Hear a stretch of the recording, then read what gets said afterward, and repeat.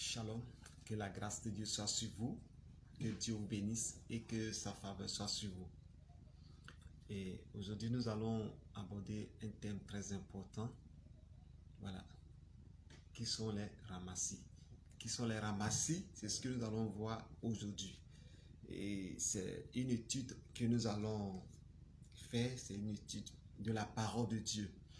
Parce que c'est direct que je fais, c'est pour apporter au peuple de Dieu la connaissance de la parole de Dieu, l'étude de la parole de Dieu.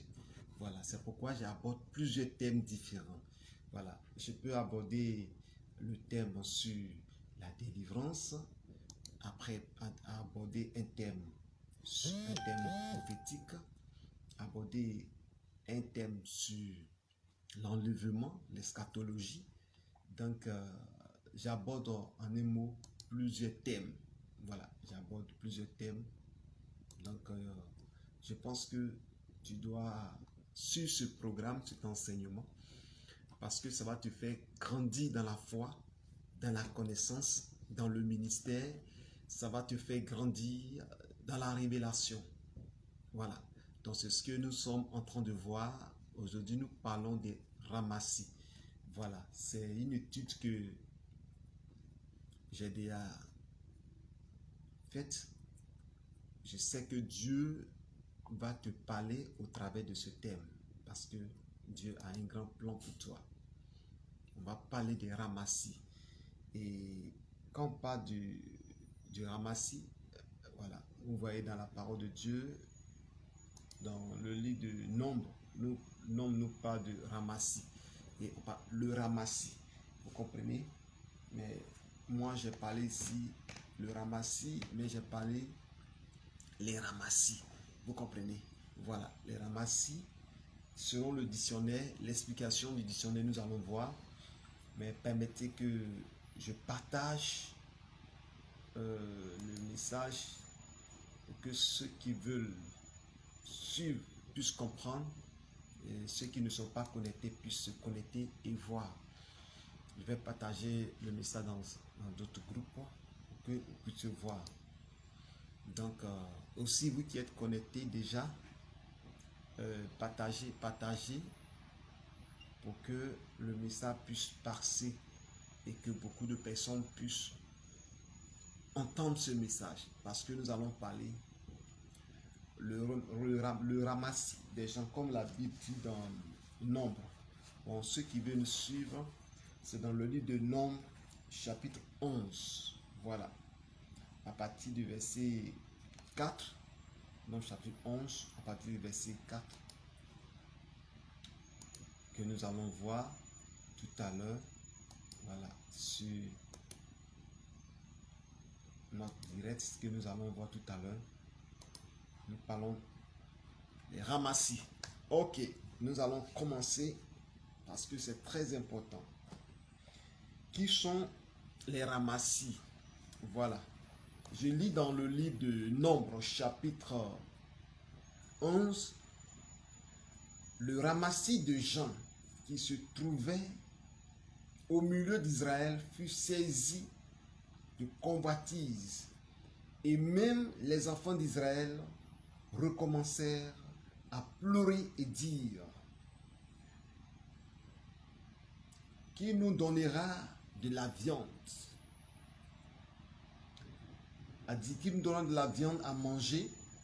Nous nous souvenons des poissons que nous mangions en Égypte et qui ne nous coûtaient rien. Des concombres, des melons, des poireaux, des oignons, des aulnes. Maintenant, notre âme est desséchée. Plus rien. Nos yeux ne voient que de la manne. Alléluia. Shalom, shalom, ma soeur. Grâce. Que le Seigneur bénisse. Ok, bien-aimés en Christ, le message, c'est le ramassis des gens que la Bible nous parle. Et j'ai intitulé ce thème: qui sont les ramassis? Vous voyez dans ce passage, lorsque nous montons au verset, chapitre 10, verset 35, nous voyons que Dieu venait de frapper une partie du camp. Il était dans le désert avec Moïse. ceux qui murmuraient contre Dieu, contre Moïse. Parce que ces personnes dans le désert murmuraient. Alors que Dieu n'aime pas ceux qui murmurent. Vous voyez, ces choses, beaucoup de personnes ont péri dans le désert à cause des murmures. Quand on parle de murmures, les gens qui se plaignent, les gens qui ont quelque chose à dire, ont toujours à décourager les gens, et toujours qui critiquent, qui se lamentent, qui n'encouragent pas, et toujours c'est qui se découragent tout le temps, et ont toujours quelque chose à reprocher à Moïse, à Aaron, tout le temps. Et ces personnes-là, Dieu les a exterminées. Mais regardez quelque chose. Ça n'a même pas duré. Au chapitre 11, après avoir exterminé des personnes, je vais lire ça pour que vous puissiez comprendre dans Nombres chapitre 10, à partir du verset chapitre 11, pardon, verset 1. Le peuple murmura et cela déplut à l'Éternel. Lorsque l'Éternel l'entendit, sa colère s'enflamma, le feu de l'Éternel s'alluma parmi eux et dévora l'extrémité du camp. Le peuple cria à Moïse. Moïse pria l'Éternel et le feu s'arrêta. Lorsque nous continuons le verset 3, on donna à ce lieu le nom de Tabéra, parce que le feu de l'Éternel s'était allumé parmi eux. Vous comprenez? Le feu a exterminé. Le feu a tué. Mais malgré que le feu a tué, regardez mes bien-aimés, les gens vont commencer à murmurer quelque temps après. Et qui murmure encore? Ce sont les ramassis. Les ramassis, c'est des gens, selon le dictionnaire, parce que c'est une étude que j'ai enseignée. Et ramassis, c'est l'assemblement confus de choses de valeur, de peu de valeur, une bande de voyous. Vous voyez, une bande de voyous, rassemblement des personnes méprisables et médiocres, des gens paresseux. Donc, quand on parle de ramassis, selon Nombres chapitre 11, verset 4, ce sont des paresseux, des gens qui sont médiocres, des gens qui se plaignent toujours. Ce sont des gens méprisables. Et la Bible parle des voyous. Il dit des voyous. Et bien aimé, Moïse avait un problème parce qu'il marchait avec les ramassis. Et le ramassis des gens qui étaient avec Moïse, ce sont eux qui causaient tellement de problèmes à Moïse. Et la parole de Dieu nous montre ici que ils avaient certains caractères, certains comportements qui ne sont pas bien devant Dieu. Bon, ceux qui suivent, si la voix n'est pas vous n'entendez pas, vous m'écrivez un message. Si c'est OK aussi, vous me faites signe que vous m'entendez bien. Et lorsque nous lisons ici la parole de Dieu, la Bible déclare que eux, ils se plaignaient à chaque fois. Mais quel était leur défaut? Le ramassis des gens qui se trouvaient au milieu d'Israël fut saisi de convoitise. Quand dans un endroit, vous marchez et que les gens ont la convoitise en eux, tu marches avec des personnes qui ont la convoitise, tu auras toujours des problèmes. Toujours des problèmes. La convoitise peut être dans n'importe quel niveau. Ça peut être au niveau de nous, les serviteurs de Dieu. Ça peut être au niveau des fidèles. Ça peut être au niveau d'une entreprise, dans une société. Au niveau de quelque part, en tout cas. Et lorsque il y a l'assemblement des gens et que vous formez un groupe, une équipe, et que parmi vous, il y a le ramassis des gens, ce groupe ne va jamais subsister. Parce que les gens ont un esprit de convoitise. Et pourquoi la parole de Dieu déclare que la convoitise était à leur niveau? Ils vont dire à Moïse que Moïse, nous sommes dégoûtés de la manne que nous mangeons. Cette manne, on est fatigué. Toujours la manne. On passe ici de la manne. On rentre ici de la manne. On est fatigué. Alors que ce sont eux qui ont demandé à Moïse qu'il veut manger. Et Moïse a prié Dieu. Dieu a envoyé la manne, le pain qui vient du ciel et qui ne vient pas de la terre. Et imaginez ceux qui ont eu l'enlèvement, ceux qui ont eu des visions, ceux qui sont morts, qui sont revenus, qui ont témoigné de la nourriture du ciel. tellement c'est succulent, tellement c'est intéressant. Mais eux, ils disent que cette nourriture qui vient du ciel, elle est dégoûtante. Ça, ce sont les ramassis. Et maintenant, ils vont affectionner les choses de la terre, la nourriture de la terre. Quand il y a les ramassis au milieu du peuple de Dieu, dans d'une assemblée, ces personnes affectionnent toujours les choses de la terre. C'est-à-dire la parole de Dieu, ça ne dit absolument rien, parce qu'ils vont trouver que non, toujours on passe sur le péché, toujours c'est les mêmes messages, toujours, et c'est eux qui vont créer des situations, des cérémonies dans l'église. C'est-à-dire quoi? Ils vont amener parfois des fêtes païennes à l'église. Vous dites non, c'est vrai que nous sommes des chrétiens, mais nous aussi on doit fêter ceci. Et c'est pourquoi vous constatez maintenant que la fête de Saint-Valentin est fêtée dans les églises. Ce sont les ramassis qui ont envoyé ça dans l'église. Parce qu'ils sont remplis de convoitises. Vous comprenez? Ils sont remplis de convoitises. Bien-aimés, écoutez ce message. Et ils disent à Moïse, on est dégoûté de la manne. Nous, on veut manger les melons de l'Égypte. Nous, on veut manger les poireaux. On veut manger les oignons. Ça dit nous, vous voyez, le message, ça me fait rire. Quand tu avais les ramassis, ils t'emmènent à chercher l'impossible. C'est-à-dire tu marches avec des personnes, ils vont te dire des choses que toi-même tu sais que c'est impossible. Comment dans un désert on peut trouver poireau, on peut trouver concombre, on peut trouver oignon, où on parle de la chaleur, le sable. Et ils ramènent le peuple d'Israël à voir la convoitise des choses de l'Égypte. Donc les ramassis ne sont pas du peuple d'Israël. Ils ne sont pas de l'assemblée d'Israël. Ils ne sont pas de la maison d'Israël. Ce sont des personnes qui sont infiltrées dans le peuple de Dieu.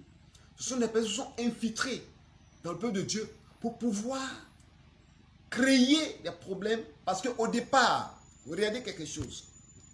Pourquoi il y a eu le ramassis des gens dans le peuple d'Israël? Je vous explique.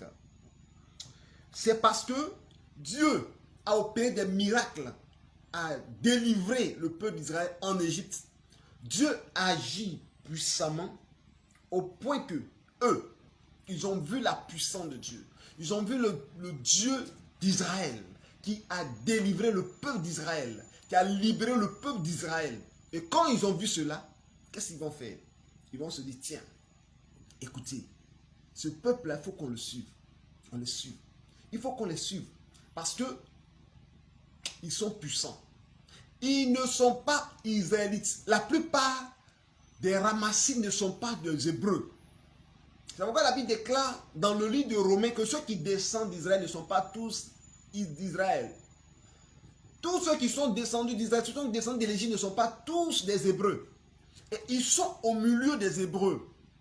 Ils n'ont pas le sang abrahamique en eux. Ils n'ont pas le sang d'Abraham. Ils n'ont pas l'alliance d'Abraham en eux. Ils n'ont pas l'alliance d'Isaac, d'Israël en eux. Donc, eux, ils sont d'une autre alliance. Ils sont de l'alliance des esprits, de la chair. Et ils vont se mettre avec le peuple d'Israël. Et ils ont cru au miracle. Ils ont vu la puissance de Dieu. Et ils savent que le Dieu des Hébreux est puissant. Et il est capable de tout. Ils ne savent pas que le Dieu des Hébreux aussi met à l'épreuve. Ils ne savent pas que le Dieu des Hébreux peut aussi mettre ses enfants dans les situations difficiles pour les éprouver. Donc eux, ils ont pensé que tout était rose, tout était oh, la joie, la paix, oh, le Dieu qui combat. Quand une situation vient, il combat. C'est parce qu'ils ont mangé l'agneau à Pâques. Et là, ils ont vu la puissance de Dieu. Ils ont vu la main de Dieu. Et ils se sont associés aux enfants d'Israël. Et ils ont dit, nous aussi, nous sommes avec votre Dieu. Nous allons partir aussi dans cette paix. Et quand ils ont entendu que, ils vont aller dans un pays où coule le lait et le miel. Il dit, voilà, c'est ça même. Nous allons les suivre. Et c'est ainsi que le ramassis des gens ont suivi le peuple d'Israël. Et quand ils ont suivi le peuple d'Israël et qu'ils ont vu les miracles, dès le départ, ils étaient tous heureux. Ils ont même chanté avec Myriam, la sœur de Moïse, la grande sœur de Moïse, quand la mer Rouge s'est fondue, après la chanté, elle a fait des cantiques à l'Éternel. Tous ont chanté aussi parce qu'ils se disent que oui, ça vraiment, nous avons la victoire. C'est un peuple vraiment qui est béni. On doit les suivre. Mais arrivé quelque part, Dieu va commencer à nettoyer. C'est-à-dire, Dieu savait que tous ceux qui descendent d'Israël ne sont pas d'Israël. Donc Dieu va commencer à faire une sélection. Et la sélection va venir par les épreuves, par les difficultés. Et lorsque le peuple d'Israël a commencé à marcher, Dieu va d'abord commencer une épreuve où ils n'avaient pas de l'eau à boire. Et l'eau qu'ils ont vu qu'ils devaient boire, l'eau était amère. Les gens ont dit, ah, non seulement dans ce désert, il n'y a pas l'eau. Et l'eau qu'on trouve encore, on veut boire, l'eau est amère. Dieu montre à Moïse de couper un bois, il met dedans, et puis l'eau devient une eau douce. Ils ont vu. Et après, ils ont continué le chemin. Et c'est après que toutes les épreuves ont commencé à se manifester parce que Dieu savait qu'au milieu d'eux, il y avait des personnes qui ne sont pas dignes de rentrer dans la terre promise. Ils vont créer beaucoup de problèmes aux enfants d'Israël. Donc si Dieu mettait la situation tout en rose, tout le temps, voilà la manne. Après la manne, il change les cailles. Après les cailles, il multiplie les nourritures. Après, il crée le lait. Après la nourriture, l'eau, la vie, la joie. Vous allez voir que ces personnes allaient évoluer avec Moïse et le peuple. Ils vont évoluer avec Moïse et le peuple. C'est pourquoi vous allez remarquer que dans une assemblée, ceux qui persévèrent restent. Ceux qui persévèrent, quand l'histoire, les difficultés, les épreuves restent, ils persévèrent, restent. Et ceux qui sont des ramassis, vous allez voir que, je dis bien, une assemblée où c'est la vérité qu'on prêche. Parce que c'est pas parce que tu es quitté d'une assemblée que je vais dire que tu es ramassis, ne pas ramassis. Parce que tu es dans une assemblée, dans une communauté où là-bas, on ne prêche pas la vérité. Et là-bas aussi, le leader ou bien ceux qui sont à la tête sont dans le monde occulte. Dieu te révèle ça, tu ne vas pas rester là-bas. Tu vas partir. Vous comprenez? C'est de ça que je parle. Mais je dis dans une communauté, dans une assemblée où on prêche la vérité et on sait que dans cette assemblée, on marche pour aller dans le royaume céleste, dans la vie éternelle. Il va arriver parfois qu'il y aura des épreuves. Et ces épreuves vont montrer la patience et la persévérance de ceux que Dieu a appelés dans cette assemblée. Vous comprenez? Et c'est ainsi que, lorsque vous lisez la parole de Dieu, vous allez remarquer que le peuple d'Israël, qui a commencé à souffrir dans le désert, va commencer à murmurer. Et qui amenait le peuple à murmurer? C'était les ramassis, qui vont dire, écoutez, on a pris le mauvais choix. On a fait le mauvais choix, mes gars. Je sais que les réunions se multiplient, les réunions nocturnes. Les gens passaient de tente en tente dans le camp pour sensibiliser les gens, pour dire l'heure est grave, il faut qu'on prenne une décision. Et en demandant aux gens, depuis que tu es dans ce désert, est-ce que tu as une fois mangé conforme? Depuis que tu es dans ce désert, tu as une fois mangé les oignons, les melons. Regardez les gens avec qui tu marches et ils te présentent l'impossible. Alors que l'impossible qui te présente t'emmène en arrière. Parce que où trouve-t-on le melon, le concombre, où trouve-t-on ces oignons? C'est en Égypte. Ils veulent t'emmener en arrière. Ils veulent t'emmener en Égypte. Et lorsque nous faisons la comparaison de l'Égypte et de Canaan, l'Égypte c'est le monde, Canaan c'est la vie éternelle. C'est la terre, c'est-à-dire les choses de ce monde. C'est pourquoi Jésus a dit que vous êtes dans le monde, mais vous n'êtes pas du monde. Et c'est ainsi que le peuple, avec ses ramassis, vont commencer à les emmener, à convoiter, à murmurer. Vous voyez quelqu'un qui va te présenter le melon, qui va te présenter le melon. Il y a de l'eau. Concombre, il y a de l'eau. Et c'est dans une situation de chaleur qu'on va te dire non. Tu vois là-bas, on mange le melon, tout va bien. Tu vois? Et tu commences à murmurer, à se revoter. Bien-aimé, je te dis une chose. Ta marche avec Jésus, il faut savoir avec qui tu marches. Qui est ton ami? Qui est ta soeur? Qui est ton frère dans la maison de Dieu? Même dans ton entreprise, ceux qui sont avec toi, est-ce qu'il n'y a pas de ramassis au milieu d'eux? S'il y a des ramassis, toutes les décisions que vous allez prendre, ils vont s'opposer à ces décisions. Lorsque la décision viendra par des épreuves, par des examens, ils vont trouver que ce n'est pas normal. Et eux, pour eux, tout doit se passer sous des roulettes. Vous comprenez? Et ces ramassis vont revoter. C'est pourquoi vous avez remarqué qu'en une entreprise, il y a des gens qui se révoltent, des gens qui se rebellent. Ce sont les ramassis. Parce qu'ils sont remplis, leurs yeux sont remplis de convoitises. Ce que le maître a, le patron a, ils n'ont pas ça. Ils vont dire que non, c'est le patron qui a l'argent, c'est le patron qui a ceci, c'est lui celui qui a cela, lui celui qui a ceci. Mais jusqu'à ce que son entreprise soit créée, tu ne connais pas les épreuves, les difficultés, la faim, l'humiliation, la honte, l'opprobre, tout ce qu'il a vécu, jusqu'à ce qu'il mette en place une entreprise et il t'a embauché, il t'a pris aussi comme employé ou ouvrier et c'est toi, tout le temps, tu murmures contre lui. C'est tout le temps, tu trouves que non, c'est ceci, cela. Bien-aimé, je ne dis pas, j'aurai le temps de parler aussi des patrons qui sont durs du caractère et qui ne remuèrent pas, ne donnent pas un bon salaire aux ouvriers.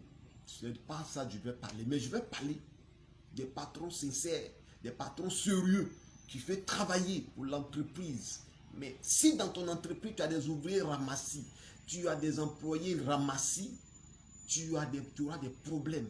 Parce qu'ils vont toujours créer des révoltes et des mécontentements et des grèves bizarres dans ton entreprise. Et c'est pourquoi les enfants d'Israël, il y avait des ramassis au milieu d'eux. Et ces gens ont commencé à révolter le peuple d'Israël. Le peuple a commencé à murmurer. Et Dieu, quand dans ça, Dieu se lève, il les frappe. Dieu frappe les ramassis. Dieu frappe tous ceux qui sont de la maison d'Israël, qui se mettent à murmurer.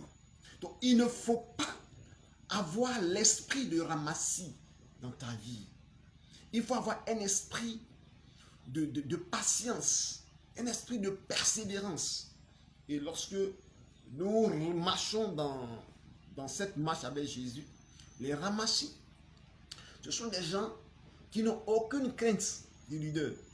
C'est-à-dire quoi? De celui-là qui conduit un groupe, qui conduit une assemblée, qui conduit une communauté religieuse, je vais dire par là, qui est à la tête de quelque chose. Et ils n'ont aucune considération. Je ne dis pas que tous n'ont pas la même considération. Beaucoup de considération, beaucoup sont très patients, beaucoup sont des observateurs, beaucoup prient, beaucoup vraiment ont la sagesse. Mais je veux parler de ceux qui ne sont pas de la vision et qui sont les ramassis. Amen. Et lorsque nous voyons cela, cela crée beaucoup de problèmes dans les entreprises, dans l'église, dans les endroits. Et vous allez remarquer que je prends un exemple simple. Je vais toucher quelques points. À l'hôpital. Dans un hôpital, vous allez, comme vous venez dans une clinique, vous allez trouver que des médicaments qui arrivent, il y a des ramassis. Il y a des médecins ramassis. Il y a des docteurs ramassis. Et qui sont là. La population souffre. Il y a des médicaments qui sont là, qui sont à la disposition des patients. C'est-à-dire ce sont les premiers médicaments, les nécessiteux. C'est-à-dire ce ne sont pas des médicaments à vendre. Mais ils ont ça et ils prescrivent des ordonnances et ils vendent ces médicaments. Ce sont des ramassis. Parce qu'ils sont des gens qui convoitent de l'argent. Rien que l'argent. Et qui sont... Je dis, les ramassis sont partout dans toutes nos sociétés. Mais ici, dans la parole, ça parle du côté spirituel. C'est-à-dire le côté religieux. Mais partout ils sont remplis de convoitises. Et ils vont trouver que non, leur salaire n'est pas suffisant. Ils vont commencer à recueillir des médicaments, à vendre, même dans les pharmacies. Les gens, tu vas les payer des médicaments, c'est des, comment on appelle ça? Ce sont des échantillons. Souvent, même le docteur n'est même pas au courant. Ils sont là, ils travaillent pour le docteur de la pharmacie. Ils sont là dans une pharmacie. Mais hey, ils servent des médicaments qui sont des échantillons. Et ils peuvent même aller sur des marchés, des produits, des médicaments qui sont dans la rue, aller acheter et mettre des étiquettes pour vendre. Et puis ils sont dans les pharmacies. Et puis le monsieur a sa pharmacie, mais les choses ne bougent pas comme... Bon, écoutez, souvent les gens font des traitements, ça ne marche pas parce que les médicaments sont périmés, mais ils vont prendre des boîtes où on dit nous sommes en 2022, mais on vend du 2026, alors que le contenu est périmé. Vous voyez, ce sont des ramassis. Et ces personnes, Dieu a horreur de ces actions. J'ai touché simplement le côté du médecin. Les ramassis sont partout. Au niveau de la mécanique. Ah là là, là c'est un autre cas. Tu vas donner ton véhicule à un mécanicien si c'est un ramassis. Tu es foutu. Tu es foutu. Mais il va réparer, il va créer autre panne. Pourquoi? Parce que ici, la parole de Dieu dit que les ramassis. Écoutez, le ramassis des gens qui se trouvaient au milieu des affaires saisis de convoitise. C'est la convoitise. Tu tournes ta voiture, ton véhicule pour réparer. Il va réparer. Mais en réparant, s'il a vu une pièce qui est très nécessaire. Vous savez, le véhicule qui est là, il y a des pièces qu'on peut enlever là. On peut rouler sans problème. Sans problème, sans que tu aies des problèmes sur ton véhicule. Mais tu ne sais pas. Demain, 2 mois, 3 mois après, ça va te créer des pannes. Mais il enlève, il s'en va vendre à quelqu'un qui a la même pièce que ton véhicule et il monte là-bas, ça marche, il prend l'argent du monsieur et il va faire croire au monsieur qu'il est parti acheter ça dans un magasin. Je voulais parler un peu aux mécaniciens. Vous serez jugés par Dieu. Aujourd'hui, je parle des ramassis. Vous serez jugés par Dieu. Parce que la plupart des mécaniciens sont des truands, des voyous. Comme le ramassis, la signification me dit, des médiocres, des voyous, des truands. Et vous avez tué des gens sur des voies. Vous avez fait des fausses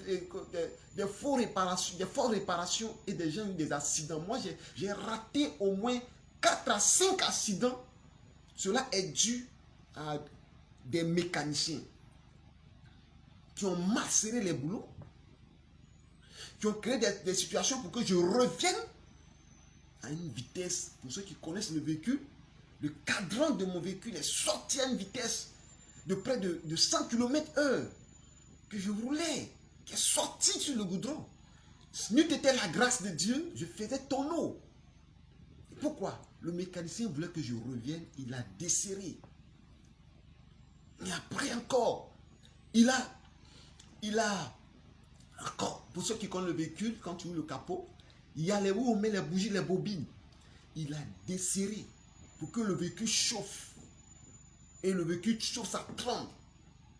Et ça consomme, ça dit de Benoît, assez Benoît à Abidjan. Mais ce jour-là, heureusement que j'avais un peu d'argent sur moi. J'ai consommé 22 000 francs carburant. C'était une petite distance. Je l'appelle, mais je ne comprends pas. Il dit non, il faut venir, prophète. Il faut venir, bon, je vais voir ça. Il dit, moi, je m'en vais sur Abidjan, je vais trouver un autre mécanicien là-bas. Vous voyez, je parle aujourd'hui des ramassis partout dans nos sociétés. Vous avez tué des pères de famille, vous les mécaniciens. Partagez pour donner ce message aux mécaniciens qu'ils écoutent. Partagez, je vais parler je vais toucher quelques points. Mais je parle aux mécaniciens. Partagez ce direct, allez envoyer aux mécaniciens qu'ils écoutent. Vous allez rendre compte à Dieu. Vous savez combien de personnes vous avez endeuillées?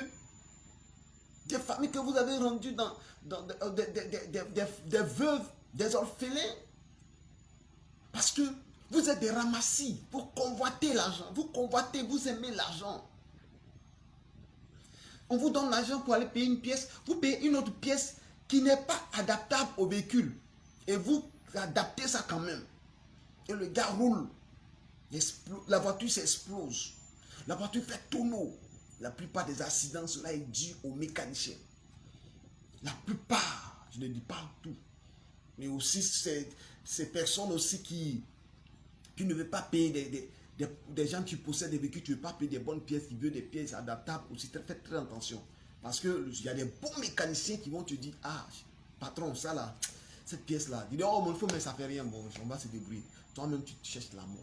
Mais je veux parler aujourd'hui des mécaniciens qui sont des ramassis, qui sont dans la société, ils sont partout, qui foutent la merde. Il y a des personnes qui ont envoyé leur véhicule à la mécanique, au garage. Ils ne sont plus passés là-bas à reprendre le véhicule même. Parce que tellement qu'ils ont vu, des gars ont démonté sa voiture. Il est découragé. Il dit, prenez même dans la colère. Et puis peut-être vous êtes content. Oh, il est parti et puis vous démontez. Mais c'est une malédiction qui est sur vous. C'est les ramassis. Et quand c'est comme ça, un jour, vous serez devant le trône de Dieu. Je reviens encore, je vais toucher quelques points. Il y en a tellement dans nos sociétés. Aujourd'hui, je ne vais pas trop rentrer dans l'église. Pas trop rentrer dans l'église, mais je vais rentrer, mes bien-aimés, de la société. Le message pour la société. Regardez par exemple. Nous prenons, il y a un point que je voulais dire rapidement et puis ça va m'échapper. Ouais, les corps habillés. Voilà. Corps habillés. Quand ils sont venus devant Jean-Baptiste pour se faire baptiser, ils ont demandé à Jean-Baptiste, Jean-Baptiste, comment on doit faire pour aller au ciel, pour être sauvé? Il dit, contentez-vous de votre solde. Contentez-vous de votre salaire. Ce que vous recevez là, contentez-vous de ça. Vous allez voir, il y a tellement de ramassis corps habillés dans toutes les classes. Policiers, militaires, gendarmes, marins, douaniers, et j'en passe. La plupart sont des ramassis, des gens qui convoitent, des gens escrocs. Récemment, j'étais quitté dans un pays que je vais taire le nom. Et lorsque je suis arrivé à la douane, au moment de prendre l'avion, on me contrôle et j'avais même oublié parce que quand tu as, pour ceux qui n'ont jamais pris ou ceux qui ont déjà pris aussi ça, l'avion, avant d'aller à l'embarquement, il y a un contrôle qui se fait. Et tu déposes même la ceinture, tu enlèves tout, ça passe au contrôle. Et tout ce qui est métal, tout ce qui est jeton, bon. Moi, j'avais oublié que j'avais l'argent dans ma poche arrière. Et tout est passé. Après, le gars me dit, tiens, levez la main. Il voit, il dit, il y a quoi? Il dit, c'est l'argent. Il dit, oh, passez ici, passez ici. Il pouvait me dire, non, remets l'argent pour qu'on puisse passer au contrôle laser. Il me dit, bon, puisque tu possèdes l'argent, et c'est dans quelle monnaie? Il dit, la monnaie locale de ton pays. Donc, je dois échanger ça dans mon pays. Il dit, non, c'est pas normal. Tu ne dois pas prendre notre argent pour aller dans ton pays. Il faut changer ça ici. Et c'était matin très tôt. C'est-à-dire, vers 5 h du matin, bon. Mais les gens prennent des euros, ils prennent des euros pour venir en Côte d'Ivoire pour changer. On voit ça plein. Les gens prennent d'autres argent. Mais comment? Le gars dit, bon, voilà le panier. Il faut mettre l'argent. Il me dit combien d'argent qui est dedans. Je donne le montant. Il dit, donne la dîme. Un corps à bien. Hein? Il lui dit que, attends, la dîme, là, c'est à l'église, on donne. Mais comment je dois te donner la dîme? Il me dit, moi, de donner la dîme de l'offrande. L'argent qui est sur moi, de lui donner la dîme. Ah, tellement que j'avais... Je savais pas, je ne sais pas quelle parole faut lui dire. Je rentre, il m'oblige, je dis. Et quand c'est comme ça, tu dois prendre l'avion. Et il commence à mettre pression. Bon, il y a un qui vient remarquer, ils vont voir mes pièces. Tout en ordre. Il prend mon carnet de vaccination. Il y a un qui vient prendre mon carnet de vaccination. Il dit non, ça là, c'est plus valable. Il dit, mais attends, mon pays, la Côte d'Ivoire, m'ont délivré, ça n'a même pas fait vaccin, là. Ça n'a même pas fait un mois. J'ai fait tous mes vaccins, voici ça. Il dit non, ça là, c'est pas. Tu dois payer l'argent. Corps à bien ramasser. Faites attention. Parce que parfois, vous ne savez pas qui est en face de vous. Vous pouvez avoir affaire à l'un de vos supérieurs qui va venir simplement sans. C'est-à-dire, il se met en civil, mais tu ne sais pas qui c'est ton supérieur. Et c'est là, quand il va te créer des problèmes, il va te sanctionner, il va te mettre en prison. Tu vas demander pardon. Non, mais chef, pardon, chef, pardon. Souvent, quand les gens sont dans les situations difficiles, vous demandent pardon, là, vous ne voulez pas accepter. Tout ce que vous voulez, c'est l'argent. Vous êtes des ramassis dans le gouvernement. Vous êtes des ramassis dans le peuple. Vous qui devez défendre le peuple, c'est vous qui les accablez, vous les corps habillés. Vous devez arrêter ça. Le ramassis des gens qui est avec Moïse, c'est qui ont causé trop de problèmes à Moïse. Il mimerait partout. Jean-Baptiste dit, contentez-vous vos soldes. Et finalement, le gars m'a pris de l'argent. Il m'a pris de l'argent. Absolument, il m'a pris de l'argent. Il y a un qui disait, ah, ça c'est... Il a dit son nom, lui, c'est un marmailleur. Il a dit, il savait qu'eux-mêmes tous, ils savaient que ce qu'il est en train de faire là, c'est pas normal. Mais il veut prendre quand même. Je parle. J'ai mis l'argent là-bas. Moi aussi, un maudit de l'argent, puis je suis sorti. J'ai dit, il faut que vous fassiez ça, tu vas voir ce qu'il y a derrière. Dîme là, je n'ai pas donné. Comment je vais donner dîme après avoir fait ministère de ministère et toi, policier, c'est toi qui te donnes dîme. Vous savez, ces personnes-là, si Dieu ne les a pas chicotés, d'autres ne vont pas changer de vie. Voilà un cas de ramassis de corabiers. Ils sont partout dans les rues. Partagez le message pour que les corps habillés ramassis entendent. Parce que tous ne sont pas des ramassis. Pour que les corps habillés ramassis entendent. Tu vas arriver quelque part. Oh là là. Demandez beaucoup. Même les conducteurs, les conducteurs, les chauffeurs, les taximètres. Les conducteurs, les taximètres, ils ont toujours des problèmes avec ces personnes-là. Ils vont voir que toutes tes pièces sont en ordre. Ils vont tourner autour de ta voiture. Ils vont tourner ceci. Ah, monsieur, vous n'avez pas mis la ceinture. C'est comme toi. Je suis quelqu'un même là, quand je prends ma voiture, en tout cas, tu ne vas jamais me voir sans ceinture. Mais quand il voit quelqu'un au port, il n'a pas, oh, vous n'avez pas mis. Moi, quand quelqu'un me dit, mettez la ceinture. Mais ce jour, peut-être par l'oubli, il n'a pas mis. Il va contre toutes les pays. Quand il va contre toutes les pays, il a dit que vous n'avez pas mis. Descendez. Vous êtes en infraction. Dans l'infraction, là, tu vas payer l'argent. Dans l'infraction, là, tu vas payer l'argent. Tu vas parler, tu vas demander. Tu vas dire, mais souvent, tu es des pasteurs. Il y a quelques-uns qui respectent l'autorité, les autorités spirituelles. Je dis bien quelques-uns, mais d'autres s'en foutent. Ils parlent encore habillés. Une fois, j'étais parti à Bobo, à la casse, pour aller chercher une pièce de mon véhicule. Et quand je suis arrivé, d'abord, je ne sais pas qu'ils étaient en train de déguerpir les gens, dont le coin était un peu libéré. Bon, j'ai trouvé un coin, j'ai garé mon véhicule. J'ai garé, pas sur la route. En tout cas, j'ai libéré même la voie carrément.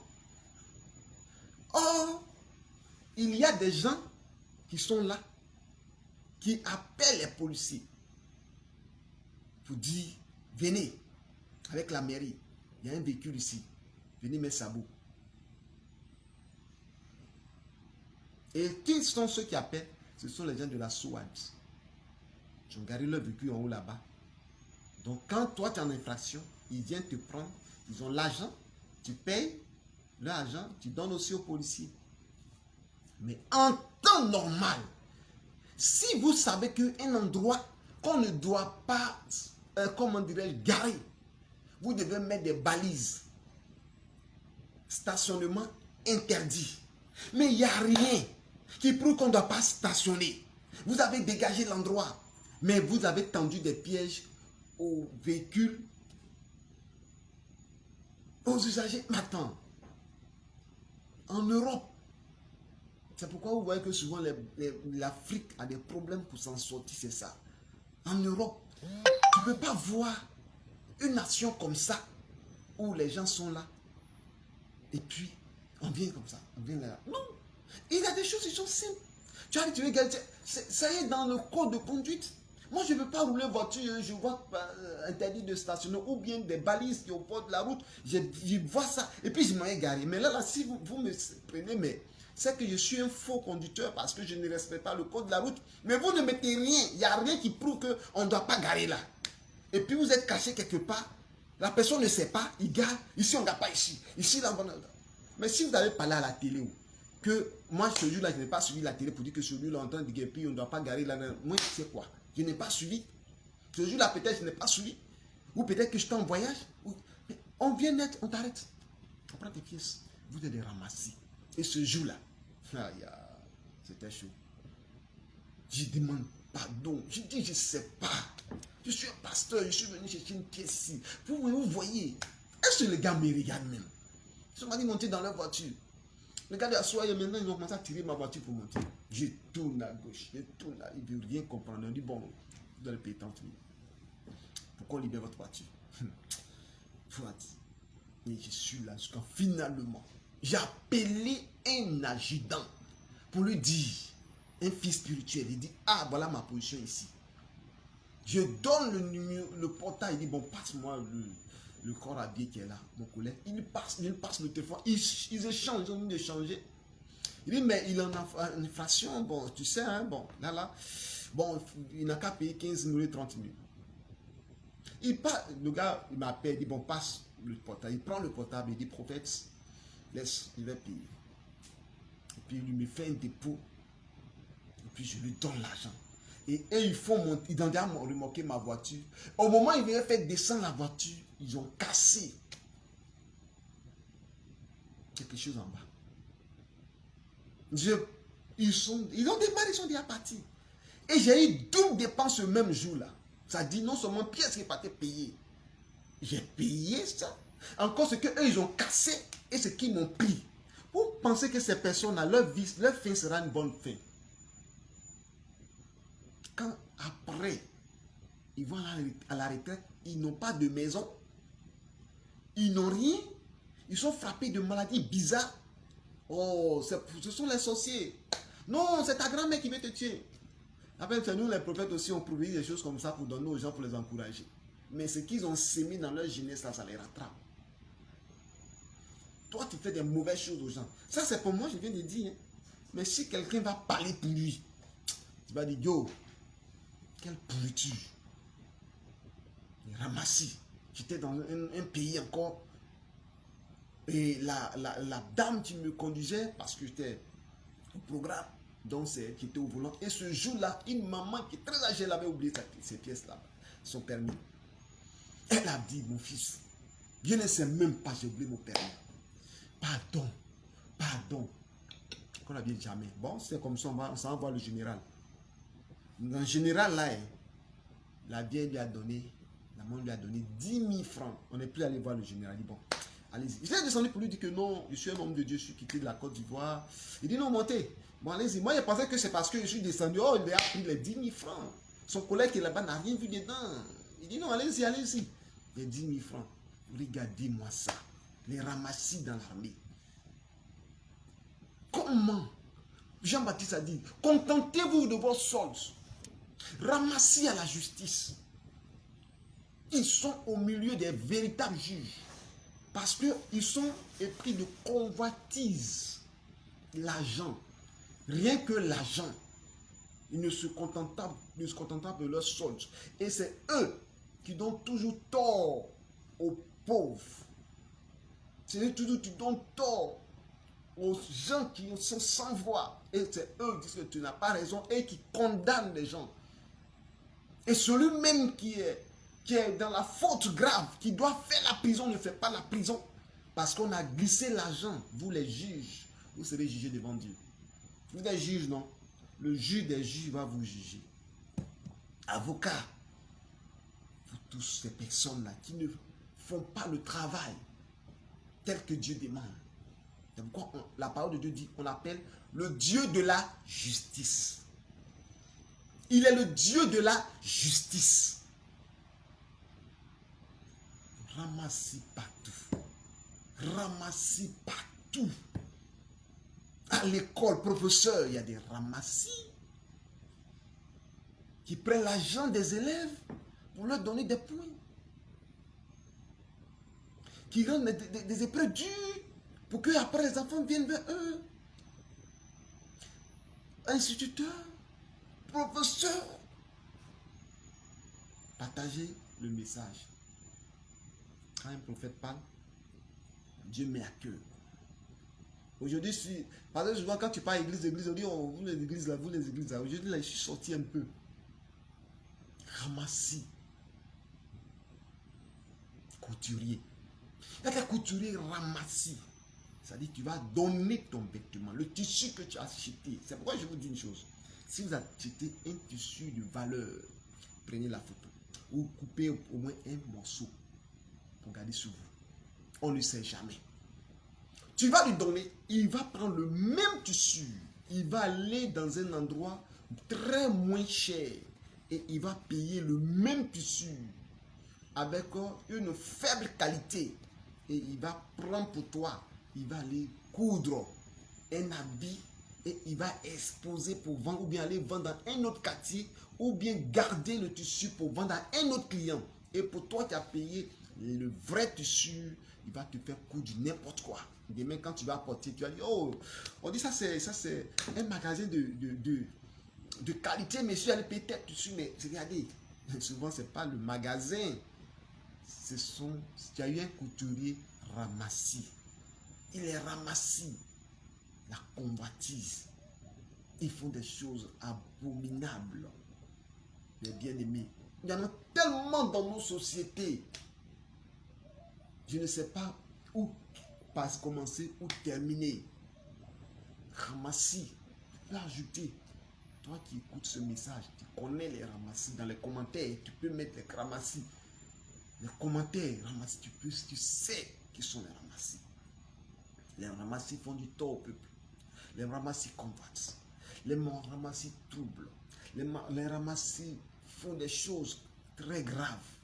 Je vais revenir maintenant à l'église pour terminer. Quand il y a des ramassis à l'église, ils se plaignent tout le temps. Ceux qui trouvent que le pasteur a une voiture, le pasteur, c'est l'agent de l'église. Le pasteur, lui, c'est celui qui fait ça, qui bouffe notre argent. Le pasteur, c'est lui, ses enfants se fréquentent dans les églises, dans les grandes écoles. Le pasteur, lui. Mais le pasteur, je parle des véritables pasteurs. Parce que dans nos groupes, dans nos communautés, c'est pas quel mot employer, au sein des églises, au sein des pasteurs, il y a aussi des pasteurs ramassis. Mais je ne parle pas des pasteurs ramassis. Je parle des âmes, des fidèles ramassis qui sont dans les assemblées, qui murmurent tout le temps. On prêche tel message. Il ne devait pas prêcher comme ça. Non, on prêche un message, il a dit ça. Sinon, c'est à cause de moi qu'il a prêché ça. Je sais que ça, là, c'est à cause de moi, il a dit ça. Bien aimé, s'il a dit ça, que c'est à cause de toi, que ça, vraiment la parole de Dieu, tout ton cœur, ton âme, bénis le nom de Dieu. Bénis le nom de Dieu. Et je dis aussi à nos collègues, hommes de Dieu, la prédication n'est pas un règlement de compte. Ce n'est pas un règlement de compte. Parce que parfois, nous réglons nos comptes à la prédication. Là, l'Esprit de Dieu n'est pas dedans.